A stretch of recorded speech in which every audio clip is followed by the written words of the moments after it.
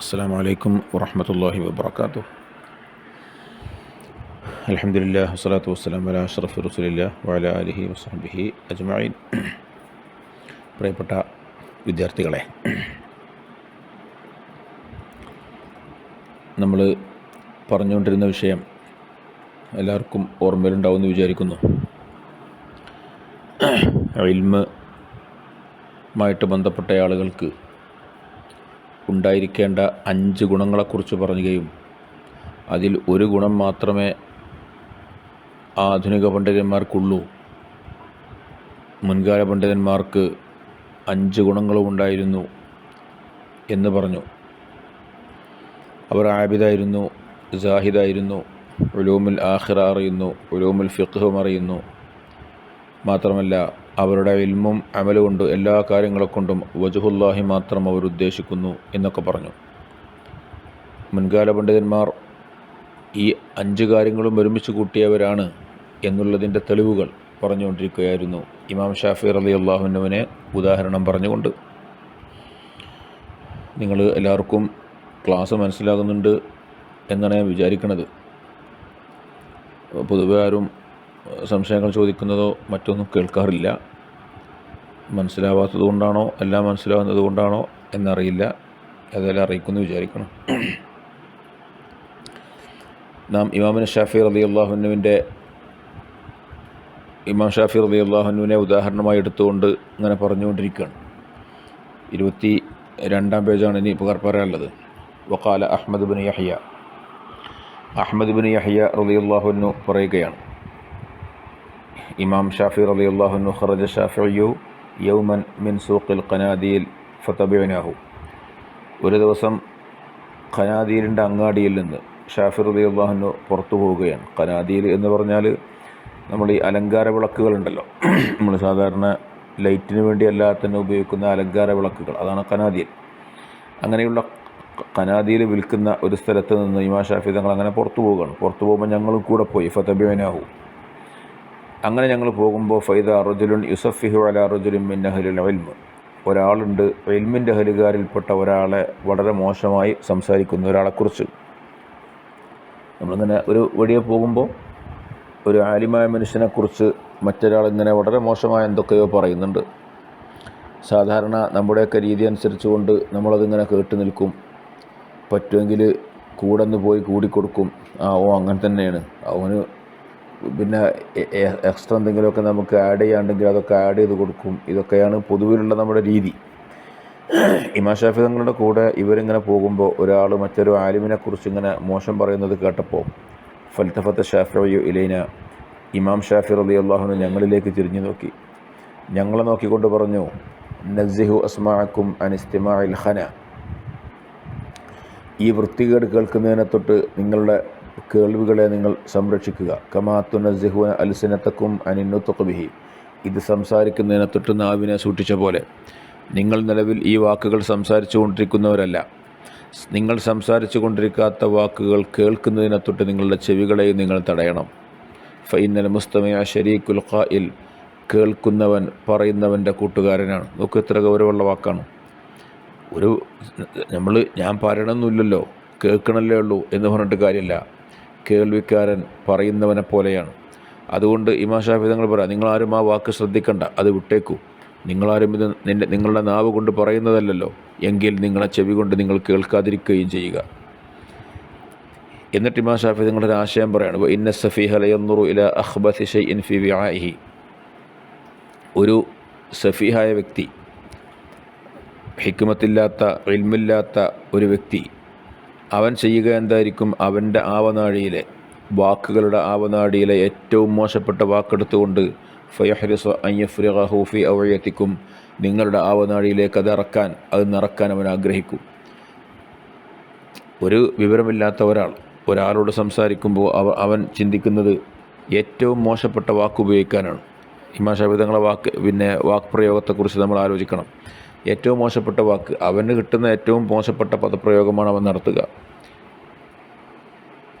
എന്നാൽ ഒരു ഉറുദ്ദത്ത് കലിമത്തു സഫീഹി, അവിടെ ഈ സഫീഹിൻ്റെ വാക്ക് മടക്കപ്പെടുകയാണെങ്കിൽ, അതിനെ പ്രതിരോധിക്കപ്പെടുകയാണെങ്കിൽ, ശ്രദ്ധിക്കപ്പെടാതിരിക്കുകയാണെങ്കിൽ ലസൈദറ അദ്ദുഹ, അത് പ്രതിരോധിച്ച ആൾ വിജയിച്ചു. കമാ യഷ്കാ ബിഹ ഖായിലുഹ, പറഞ്ഞവൻ പരാജയപ്പെട്ട പോലെ. വളരെ മോശപ്പെട്ട വാക്കുകൾ ഉപയോഗിക്കുന്ന, അൺപാർലമെൻ്ററി പ്രയോഗങ്ങൾ ഉപയോഗിക്കുന്ന അത്തരം പ്രയോഗങ്ങൾ കേട്ടിരിക്കേണ്ടവനല്ല ഒരു ആലിമായ മനുഷ്യൻ, ഒരു വിവരമുള്ളയാൾ, തത്വജ്ഞാനിയായ ഒരാൾ. അത്തരം പദപ്രയോഗങ്ങളെ കേട്ടിരിക്കുകയില്ല. പറയാത്ത പോലെ അവൻ്റെ വാക്കിൽ നിന്ന് അത്തരം പദപ്രയോഗങ്ങൾ വരികയില്ല. അവൻ അങ്ങനത്തേത് കേട്ടിരിക്കുകയുമില്ല. അങ്ങനെ ഒരാൾ ഒരു സഫീഹ് പറയുന്നത് കേട്ടാൽ നമ്മൾ ഇതിനെ റദ്ദ് ചെയ്യും, അതിനെ നമ്മൾ പ്രതിരോധിക്കും, അതിനെ കേൾക്കാതിരിക്കും, ശ്രദ്ധിക്കാതിരിക്കും. അവനാണ് വിജയി. ഏതുപോലെ പറയുന്നവൻ പരാജയപ്പെടുന്ന പോലെ. ഇത് ഇമാമിന് ഷാഫി റളിയല്ലാഹു അൻഹു ഈ ആളുകൾക്ക് പറഞ്ഞു കൊടുക്കുകയാണ്. സാധാരണഗതിയിൽ ഇതൊരു ആലിമായ മനുഷ്യൻ്റെ, ആബിദായ മനുഷ്യൻ്റെ പ്രത്യേകതയായിരിക്കും. നേരെ മറിച്ച് ഇൽമ് മാത്രമുള്ള ഒരാളെ സങ്കല്പിക്കുക. ഓന് ഇൽമെമ്പാടുണ്ട്. നമ്മുടെ നാട്ടിൽ നമുക്കിടയിലൊക്കെ ഉള്ള നമ്മളെപ്പോലുള്ള മൂല്യന്മാരായ ആളുകൾ, അറിവൊക്കെ ചിലപ്പോൾ ഉണ്ടാവും, പക്ഷേ മറ്റൊരു ഗുണങ്ങളും ഉണ്ടാവില്ല. ഈ മറ്റൊരു ഗുണവുമില്ലാത്ത കേവലം അറിവ് കൊണ്ട് ഏറ്റവും ദുരന്തമായിരിക്കും ഉണ്ടാവുക.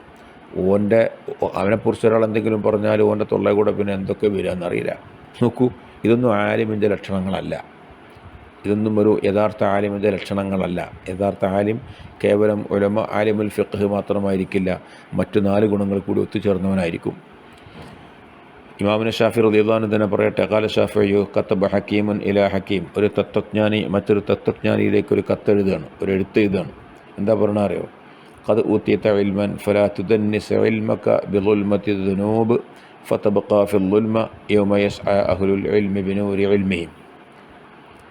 നോക്കൂ, നിനക്ക് ഇൽമു നൽകപ്പെട്ടിരിക്കുന്നു. ഒരു ഹക്കീമ, ഒരു തത്വജ്ഞാനിയായ ഒരാൾ മറ്റൊരു തത്വജ്ഞാനിയോട് പറയണം, നിനക്ക് ഇൽമു നൽകപ്പെട്ടിരിക്കുന്നു, ആ ഇൽമിനെ നീ മോശമാക്കരുത്, അതിനെ നീ മലിനമാക്കരുത്. ബിളുൽമത്തി ദുനൂബ്, ദോഷത്തിൻ്റെ ദുൽമത്ത് കൊണ്ട്. ഇൽമൊരിക്കലും ദോഷം ചെയ്തുകൊണ്ട് മാലിന്യമാക്കി കളയരുത്. ഇൽമ് അമൂല്യമാണ്. ഈ പവിത്രമായ സ്വത്തിനെ, ഈ പവിത്രമായ സമ്പാദ്യം കയ്യിലുള്ളവൻ അവൻ തെറ്റ് ചെയ്യുന്നതിനനുസരിച്ചുകൊണ്ട് അവൻ അള്ളാഹുവിനെതിരെ ചെയ്യുന്ന അവസരത്തിൽ ഈ ഇൽമ് ഇങ്ങനെ മലിനപ്പെട്ടുകൊണ്ടിരിക്കുന്നുണ്ട്. അങ്ങനെ മാലിന്യമായി മാറും അവൻ്റെ ഇൽമ്. ഈ ഹക്കീം പറയുകയാണ്, നിങ്ങളുടെ ഇൽമിനെ ഒരിക്കലും ദോഷങ്ങളെ കൊണ്ട് നിങ്ങൾ മാലിന്യപ്പെടുത്തരുത്. അങ്ങനെ വന്നാൽ എന്ത് സംഭവിക്കും? ഫതബ്ഖാ ഫിൽ ളുൽമ, നീ ളുൽമത്തിൽ ബാക്കിയാവും, നീ ഇരുട്ടിൽ കഴിയേണ്ടി വരും. എപ്പോൾ? യൗമ യസ്ആ അഹ്ലുൽ ഇൽമി ബിനൂരി ഇൽമിഹിം, ഇൽമിൻ്റെ അഹ്ലുകാർ ഇൽമിൻ്റെ പ്രകാശം കൊണ്ട് രക്ഷപ്പെട്ടു പോകും. ഇൽമിൻ്റെ അഹ്ലുകാർ ഇൽമിൻ്റെ പ്രകാശം കൊണ്ട് രക്ഷപ്പെട്ടു പോകുന്ന അവസരത്തിൽ നീ ഇരുട്ടിൽ ബാക്കിയാവേണ്ടി വരും. യസ്ആ നൂറുഹും ബൈന ഐദീഹിം വബി ഐമാനിഹിം ബുശ്റാക്കുമുൽ യൗം എന്നൊക്കെ വിശുദ്ധ ഖുർആനിൽ ഇതിനെക്കുറിച്ച് പറയുന്നുണ്ട്. നൂറ് കൊണ്ടായിരിക്കും ഖിയാമത്തിൽ നമുക്ക് സഞ്ചരിക്കാൻ സാധിക്കുക. ഇൽമിൻ്റെ വിവിധങ്ങളായ നൂറ്, ഇൽമിൻ്റെ നൂറ്, ഇബാദത്തിൻ്റെ നൂറ്, ഈമാൻ്റെ നൂറ്, ഇതൊക്കെയായിട്ടാണ് മഹ്ശറിൽ നമ്മൾ രക്ഷപ്പെട്ടു പോകാനുള്ളത്, സിറാത്ത് കടക്കാനുള്ളത്. ആ സമയത്ത് ഇവൻ്റെ കയ്യിൽ ഇരുട്ടായിരിക്കും. ഇത്തരം ആശയത്തുകളെ കൊണ്ട് ഇൽമിൻ്റെ പ്രകാശത്തെ ഊതിക്കെടുത്തിയവൻ, അവൻ്റെ കയ്യിൽ ഇരുട്ട് മാത്രമായിരിക്കും ബാക്കിയാവുക. യഥാർത്ഥ ഇൽമിൻ്റെ അഹ്ലുകാർ പ്രകാശം കൊണ്ട് മുന്നോട്ട് പോകുമ്പോൾ ഇവൻ ഇരുട്ടിൽ കഴിയേണ്ടി വരും എന്ന്. ഇനി അമ്മാ സുഹുദുഹു. അപ്പോൾ ഇതൊക്കെയാണ് ഇമാം ഷാഫി തങ്ങളുടെ ഇബാദത്തിനെ കുറിച്ച് പറയുമ്പോൾ പറയാനുള്ളത്. ഇനി സുഹുദോ, ഇമാം ഷാഫി തങ്ങൾ തന്നെ പറയുന്നു, മൻ ഖാല അന്നഹു ജമഅ ബൈന ഹുബ്ബി ദുനിയ വ ഹുബ്ബി ഖാലിഖിഹ. ഒരാൾ പറഞ്ഞാൽ എന്താ പറയണത്? ഞാൻ ഹുബ്ബു ദുന്യവും ഹുബ്ബു ഖാലിഖിഹ രണ്ടും ഒരുമിച്ച് കൂട്ടിയിരിക്കുന്നു. എനിക്ക് ദുന്യാവിനോട് ഭയങ്കര ഇഷ്ടമാണ്, ദുന്യാവിൻ്റെ ഖാലിഖായ അള്ളാഹിനോടും ഭയങ്കര ഇഷ്ടമാണ്. സുഹുദ് സമ്പത്തിനോടുള്ള പരിത്യാഗമാണ്. അപ്പോൾ ഒരാൾ അള്ളാഹിനോടും ഭയങ്കര ഇഷ്ടം, ദുന്യാവിനോടും ഭയങ്കര ഇഷ്ടം, രണ്ടും പാടെയാണെന്ന് പറഞ്ഞാൽ ഫഖദ് കദബ, അവൻ കളവ് പറഞ്ഞിരിക്കുന്നു. അത് നടക്കൂല. ദുന്യാവിനോട് എത്രത്തോളം ഇഷ്ടമുണ്ടാകുന്നുവോ അത്രത്തോളം അള്ളാഹുവിനോടുള്ള താല്പര്യം കുറയും. അള്ളാഹുവിനോട് എത്ര താല്പര്യം ഉണ്ടാകുന്നുവോ അത്രത്തോളം ദുന്യാവിൻ്റെ താല്പര്യവും കുറയും. ഇതാണ് യഥാർത്ഥം. രണ്ടും ഫുള്ളായിട്ടുണ്ട് എന്ന് പറഞ്ഞാൽ അത് സംഭവിക്കൂല. അത് തീരെ അസംഭവ്യമായ കാര്യമാണ്. മറ്റു സുഹൂദിൻ്റെ ബാബൊക്കെ നമുക്ക് ഇൻഷാ അല്ലാഹ് വരും, അവിടെ കൂടുതൽ കാര്യങ്ങൾ പറയും. ഒരിക്കൽ അദ്ദേഹത്തിൻ്റെ ഒരു ചാട്ടവാർ, വസഖത സൗത്തുഹു മിൻ യദിഹി, തൻ്റെ കയ്യിൽ നിന്ന് ചാട്ടവാർ താഴെ വീണു. അപ്പോൾ ഒരാളത് എടുത്തു. ഫറഫഅഹു ഇലൈഹി ഇൻസാനുൻ. ഇപ്പം കുതിരപ്പുറത്തോ മറ്റു കൈതപ്പുറത്തോ ഒക്കെ പോകുന്ന അവസരത്തിൽ കയ്യിലുള്ള ചാട്ടവാർ താഴെ വീണപ്പോൾ ഒരാൾ കണ്ടു പെട്ടെന്ന് ഇത് എടുത്തു കൊടുത്തു. അപ്പോൾ ഫഅഅതാഹു ജസാഅഹു ജസാഅൻ അലൈഹി, ഇതിന് പ്രതിഫലമായിട്ട് ഇമാം ഷാഫി തങ്ങൾ അയാൾക്ക് 50 ദീനാർ കയ്യിൽ കൊടുത്തു. ഒരു ചാട്ടവാർ എടുത്തു കൊടുത്തേനെ 50 ദീനാർ. കാരണം എന്തുകൊണ്ട്? ഇത് ഞാൻ എടുക്കേണ്ടതാണ്. എൻ്റെ കയ്യിൽ നിന്ന് ഞാൻ വാഹനപ്പുറത്ത് പോകുമ്പോൾ കയ്യിൽ നിന്ന് വീണ ചാട്ടവാർ മറ്റൊരാൾ എടുത്തു തരേണ്ടതല്ല, ഞാൻ തന്നെ ഇറങ്ങിയെടുക്കേണ്ടതാണ്. പക്ഷേ ഞാൻ ഇറങ്ങുന്നതിൻ്റെ മുമ്പായിട്ട് അദ്ദേഹം വന്ന് എടുത്തു തന്നു. അപ്പോൾ അയാൾക്കൊരു 50 ദീനാർ. വസഖാഉ ഷാഫിഈ അഷ്ഹറു മിന ശംസ്. ഇമാം ഷാഫി തങ്ങളുടെ ധർമ്മം അത് സൂര്യ വെളിച്ചത്തേക്കാൾ മഷ്ഹൂറാണ്, അതിനേക്കാൾ പ്രസിദ്ധമാണ്. ഇമാമിന് ഷാഫി റളിയല്ലാഹു അൻഹു ചെയ്യുന്ന ധർമ്മം അങ്ങനെയൊക്കെയാണ്, നമുക്ക് സങ്കല്പിക്കാൻ പോലും കഴിയില്ല. നമുക്കതൊക്കെ പറ്റ ഓവറായല്ലോ തോന്നിപ്പോവും. ഇങ്ങനെ കൊടുത്ത് അത് എന്തുകൊണ്ടാണ് കൊടുക്കാൻ കഴിയുന്നത്? ദുന്യാവ് മനസ്സിലില്ല. ദുന്യാവ് ഉണ്ടായിക്കോട്ടെ, ദുന്യാവിനോട് ഹുബ്ബില്ല, അത് നമ്മളെ മനസ്സിലില്ല, അതുകൊണ്ടാണ് ഇങ്ങനെ കൊടുക്കാൻ പറ്റുന്നത്. ഇതായിരുന്നു ഇമാമിന് ഷാഫി റളിയല്ലാഹു അൻഹു. ഇനി അള്ളാഹിനോടുള്ള പേടി നോക്കൂ. വയദുല്ലു അലാ ഖൗഫിഹി മിനല്ലാഹ്. അള്ളാഹുമായിട്ടുള്ള ഇമാം ഷാഫി തങ്ങളെ പേടിയെക്കുറിച്ച് നമുക്ക് തെളിവാണ്. അദ്ദേഹത്തിൻ്റെ ചിന്ത മുഴുവൻ ആഖിറത്തിലായിരിക്കും. ഒരു സംഭവം ഇവിടെ പറയുന്നുണ്ട്. സുഫിയാൻ ഇബ്നു ഉയൈന റളിയല്ലാഹു അൻഹു യർവി ഹദീസൻ മിനർ റഖായിഖ്, ഒരു ഹദീസ് റിവായത്ത് ചെയ്യുന്നത് കേട്ടു. ഹദീസൻ മിനർ റഖായിഖ്. റഖായിഖ് എന്ന് പറഞ്ഞാൽ മനസ്സിന് അലിവുണ്ടാക്കുന്ന, മനസ്സിന് ലോലതയുണ്ടാക്കുന്ന ഹദീസുകൾ, മനസ്സിനെ നൈർമല്യമാക്കുന്ന ഹദീസുകൾ, അത്തരം തഖ്വ ഉണ്ടാക്കുന്ന ഹദീസുകൾ എന്നർത്ഥം. അത്തരം ഒരു ഹദീസ് റിവായത്ത് ചെയ്യുന്നതായിട്ട് സുഫിയാൻ ഇബ്നു ഉയൈന റളിയല്ലാഹു അൻഹു കേട്ടു. ഇമാം ഷാഫി തങ്ങളൊക്കെ ഉള്ള സദസ്സിലിട്ടോ, എല്ലാവരും ഉള്ള സദസ്സിൽ. അതിൽ ഇമാമിന് ഷാഫി റളിയല്ലാഹു അൻഹു ബോധരഹിതനായി. ആ ഹദീസ് കേട്ടുകൊണ്ട് പേടിച്ചിട്ട് ബോധരഹിതനായി. ഇതാണ് അവർക്കൊക്കെ ഉള്ള ഖൗഫ് എന്ന് പറയുന്നത്. അപ്പം ഫഖീല ലഹു, അവിടുന്ന് ആരോ പറഞ്ഞു, ഖദ് മാത്ത, മരിച്ചിരിക്കുന്നു എന്ന് പറഞ്ഞു. ഇമാം ഷാഫി മരിച്ചിട്ടോ, ഷാഫി മരിച്ചു എന്നാരോ പറഞ്ഞു. അപ്പോൾ സുഫിയാൻ ഇബ്നു ഉയൈന പറയാണ്, ഇൻ മാത ഫഖദ് മാത അഫ്ളലു അഹ്ലി സമാനിഹി. ഈ ഷാഫി മരിച്ചെങ്കിൽ ഈ കാലഘട്ടത്തിലെ ഏറ്റവും അഫ്ളലായ ആളാണ് മരിച്ചിരിക്കുന്നത് എന്ന്. ഇൻ മാത ഫഖദ് മാത അഫ്ളലു അഹ്ലി സമാനിഹി. അദ്ദേഹം മരിച്ചെങ്കിൽ ഈ കാലഘട്ടത്തിലെ ഏറ്റവും അഫ്ളലായ ആൾ മരിച്ചിരിക്കുന്നു എന്ന് പറഞ്ഞു. ഒരു സംഭവമാണിത്. മറ്റൊരു സമയത്ത് ആരോ ഓതി, ഹാദാ യൗമു ലാ യൻതിഖൂൻ എന്ന ആയത്തോതി. ഈ ദിവസം അവർ സംസാരിക്കാത്ത ദിവസമാണ്, എല്ലാവർക്കും നാവ് കൊണ്ട് സംസാരിക്കാൻ കഴിയാത്ത ദിവസമാണിത് എന്ന് കുറ്റവാളികളെക്കുറിച്ചുള്ള ആയത്താണ്. ഹാദാ യൗമു ലാ യൻതിഖൂൻ. ഇത് കേട്ടപ്പോഴേക്കും ഇമാമിന് ഷാഫി റളിയല്ലാഹു അൻഹു ഇങ്ങനെ നോക്കിയപ്പോൾ അദ്ദേഹത്തിൻ്റെ നിറം ഇങ്ങനെ മാറുന്നുണ്ട്, അദ്ദേഹത്തിൻ്റെ കളർ മാറുകയാണ്. തൊലിയൊക്കെ ഇങ്ങനെ കോച്ചാണ്, നമ്മൾ തൊലി കോച്ച എന്ന് പറയല്ലോ, മനസ്സിലാവുമല്ലോ. അദ്ദേഹം ഇങ്ങനെ വിറക്കുക. വൽ തറബൽ തറാബൻ ഷദീദൻ, ശക്തമായിട്ട് ഇങ്ങനെ വിറച്ച് അദ്ദേഹം ബോധരഹിതനായി അങ്ങോട്ട് വീണു. എന്താ പറഞ്ഞത്? ഹാദാ യൗമു ലാ യൻതിഖൂൻ. അതവർക്ക് സംസാരിക്കാൻ പോലും കഴിയാത്ത ദിവസമാണ്. സ്വന്തം നാവ് കൊണ്ട് സംസാരിക്കാൻ കഴിയാതെ, നമ്മൾ യാസീനൊക്കെ പറഞ്ഞല്ലോ, അല്യൗമ നഖ്തിമു അലാ അഫ്വാഹിഹിം വതുകല്ലിമുനാ മിൻ ഐദിഹിം വഅർജുലുഹും. അങ്ങനെയുള്ള ദിവസം എന്ന് കേട്ടപ്പോൾ ഇമാമിന് ഷാഫി പേടിച്ചുകൊണ്ട് വിറച്ച് വീഴുകയാണ്. ഇതൊക്കെയാണ് അവരുടെ ഖൗഫ്. അദ്ദേഹം ബോധം തെളിഞ്ഞപ്പോൾ അദ്ദേഹം ഇങ്ങനെ പറയാണ്, ഒരു അള്ളാഹിനോട് പറയാം, അഊദു ബിക മിൻ മഖാമിൽ കദ്ദാബീൻ വ ഇഅറാദിൽ ഗാഫിലീൻ اللهم لك خضعت قلوب العارفين وذلت لك رقاب المشتاقين اللهم هب لي جودك وأظلني بسترك وأعني واعف عن تقصيري بكرم وجهك എന്നിങ്ങനെ അള്ളാഹുവിനോട് ദുആ ചെയ്യുകയായിരുന്നു ഇമാമിന് ഷാഫി റളിയല്ലാഹു അൻഹു. നോക്കപ്പം അവരുടെയൊക്കെ പേടിയുടെ രീതിയാണ് ഈ പറയുന്നത്. ഇനി അമ്മാ കൗനുഹു ആലിമൻ ബി അസ്റാറിൽ ഖുലൂബ്. ഈ സിറ് മനസ്സിലാകുന്നയാളായിരുന്നു ഇവർ. കേവലം ലാഹിരിയായ ഇൽമല്ല, നമ്മൾ നേരത്തെ പറഞ്ഞു ആലിമുൽ ഫിഖ്ഹ് മാത്രമായിരുന്നില്ല, ഉലമാഉൽ ആഖിറയായിരുന്നു. ആഖിറത്തിനെക്കുറിച്ച് അറിയുന്നവർ. അതിൽ പ്രധാനമാണ് അസ്റാറുൽ ഖുലൂബ്, നമ്മുടെ ഹൃദയങ്ങളുടെ രഹസ്യങ്ങളെക്കുറിച്ച്, അതിൻ്റെ ഉള്ളറകളെക്കുറിച്ച് അറിയുക എന്നത്. അത്തരം ആളുകൾക്ക് ഉള്ളറിവിൻ്റെ സംസാരം അവർ സംസാരിക്കും. അവരിങ്ങനെ ഉപരിപ്ലവമായ സംസാരമാവില്ല അത്തരം ആളുകൾ സംസാരിക്കുക. എപ്പോഴും ഉള്ളു നിറഞ്ഞ സംസാരമായിരിക്കും. ഒരു സംഭവം നോക്കൂ. അദ്ദേഹത്തോട് ഒരാൾ ചോദിച്ചു റിയാവിനെക്കുറിച്ച്. എന്താണ് റിയാ? ലോകമാന്യം. ലോകമാന്യം എന്ന് പറഞ്ഞാൽ ഇപ്പോൾ നമുക്ക് പറയണ്ടാവും, അള്ളാഹ്ക്കല്ലാത്തവർക്ക് ഇബാദത്ത് എടുക്കുക, അല്ലേ, ഇബാദത്ത് കൊണ്ട് അള്ളാഹു അല്ലാത്തവർ ഉദ്ദേശിക്കുക എന്നൊക്കെ പറയും. അതൊക്കെ ഇപ്പോൾ അതിൻ്റെ ഒരു യഥാർത്ഥ മീനിങ് ആണ്. പക്ഷേ അതിൻ്റെ ഒരു ഉള്ളർത്ഥം ഇമാം ഷാഫി നിങ്ങളോട് ചോദിച്ചപ്പോൾ ഒറ്റടിക്ക് പറയാം, മറുപടി പറയാം. അർരിയാ ഫിത്നത്തുൻ അഖദഹൽ ഹവ ബിഹിബാലി അബ്സാരി ഖുലൂബിൽ ഉലമാ ഫനദറു ഇലൈഹാ ബിസൂഇ ഇഖ്തിയാരി നുഫൂസ് ഫഅഹ്ബതത് അഅമാലഹും. റിയാ എന്ന് പറഞ്ഞാൽ അതൊരു ഫിത്നയാണ്, അതൊരു വല്ലാത്ത ഫിത്നയാണ്. ആ ഫിത്നയെ ആരാണ് കെട്ടുന്നത്? ആരാണ് നമ്മുടെ മുന്നിൽ വന്നുകൊണ്ട് ബന്ധിച്ചിടുന്നത്? അഖദഹൽ ഹവ, മനുഷ്യൻ്റെ ഇച്ഛ, മനുഷ്യൻ്റെ ദേഹേച്ഛയാണ് അത് കെട്ടിയിട്ടത്. ബിഹിബാലി അബ്സാരി ഖുലൂബിൽ ഉലമാ, ഉലമാവിൻ്റെ ഹൃദയങ്ങളിലെ കണ്ണുകൾ എന്ന് പറഞ്ഞാൽ ഉൾക്കണ്ണുകൾ, അകക്കണ്ണുകൾ. നമ്മൾ അകക്കണ്ണ് എന്ന് പറയുമല്ലോ. ഈ അകക്കണ്ണാകുന്ന കയർ കൊണ്ട് ഇതിനെ കെട്ടിയിട്ടു ഇവരുടെ മുമ്പിൽ, ഹൃദയത്തിൽ വന്നുകൊണ്ട് കെട്ടിയിട്ടു. ഉലമാവിൻ്റെ ഹൃദയത്തിൽ വന്നുകൊണ്ട് മനുഷ്യൻ്റെ ദേഹേച്ച കെട്ടിയിട്ട് അതുകൊണ്ട് പുറത്തു പോലെ ഇരിയാവ് അവിടെ കെട്ടിയിട്ടിക്കുകയാണ്.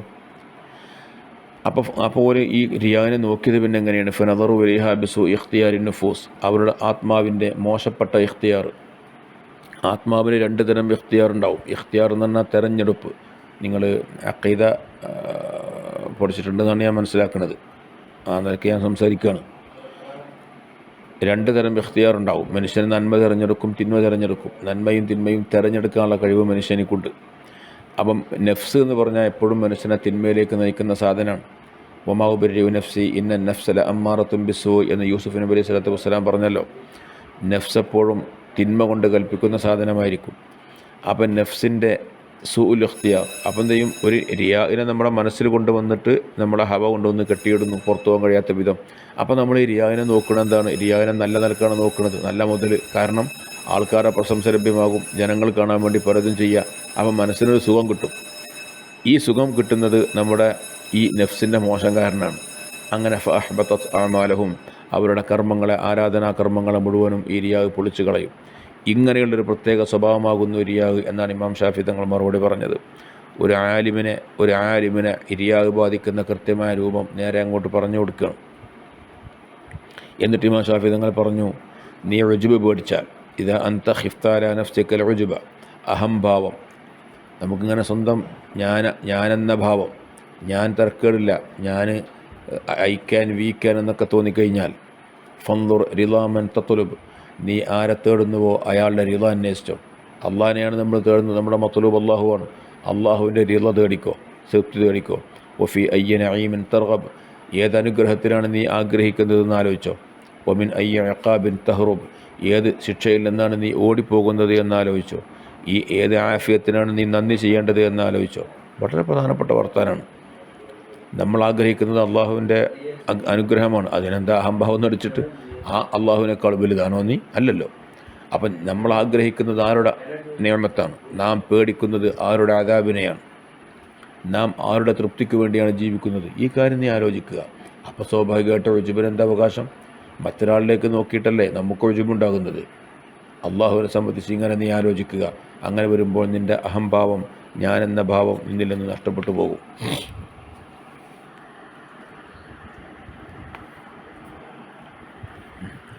അവിടെ നിന്നോട്ടെ. 22-ാം പേജല്ലേ, 22-ാം പേജ് അവസാനിച്ചു. അവിടെ നിൽക്കണം. നമുക്ക് 23-ാം പേജാണ് എടുക്കാനുള്ളത്.